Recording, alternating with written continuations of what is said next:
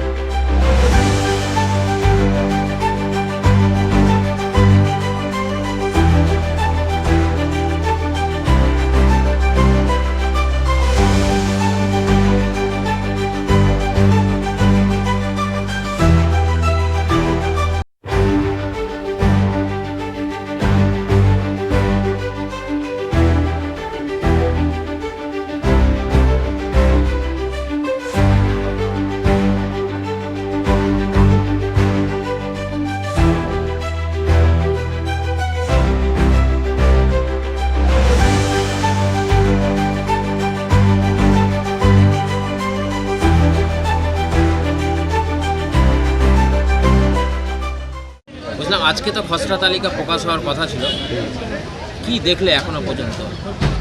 এখন আমরা দেখলাম আজকে প্রকাশিত হয়েছে এসআইআর ফর্মের, তো সাইটটা প্রচণ্ড স্লো। আমরা চেক করার চেষ্টা করছি অনেক, কিন্তু হচ্ছে না। ওই জন্য আমরা এখন ট্রাই করতে আছি আমরা এসআইআর ফর্মের নামটা আছে কি না নথিভুক্ত করার জন্য।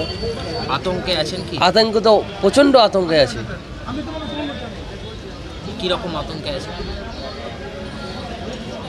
ভুলবশত যদি নামটা যদি না আসে, এখন আমার ফ্যামিলি নিয়ে কোথায় যাওয়া যাবে, এই আতঙ্কে প্রচণ্ড এখন ভয় সৃষ্টি হয়েছে। সকাল থেকে তো চেক করছি, সকাল থেকে চেক করছি, এখন পর্যন্ত মানে রেজাল্ট হচ্ছে না, লিঙ্কটা প্রচণ্ড স্লো আছে। কোথায় বাড়ি তোমার? আমার বাড়ি মঙ্গলবাড়ি, মির্জাপুর। কি নাম তোমার? মোহাম্মদ রাজ শেখ। বুঝলাম, খসড়া তালিকাটা প্রকাশ হলো, কি দেখলেন? হ্যাঁ, আমরা গত রাত থেকে খুব আমরা চিন্তিত ছিলাম কি আমরা যেহেতু 3-4 জেনারেশন থেকে আমরা এখানেই বাস করি, আমাদের কি হবে কি হবে না।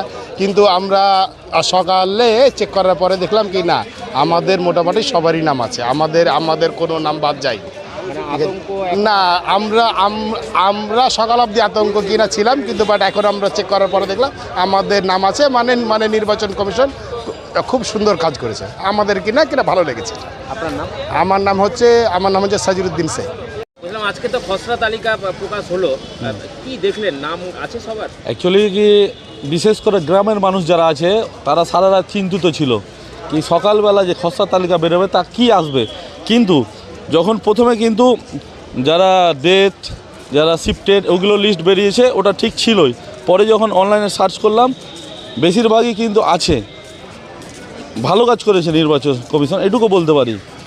বাদের তালিকায় খুবই কম গ্রাম অঞ্চলে বিশেষ করে।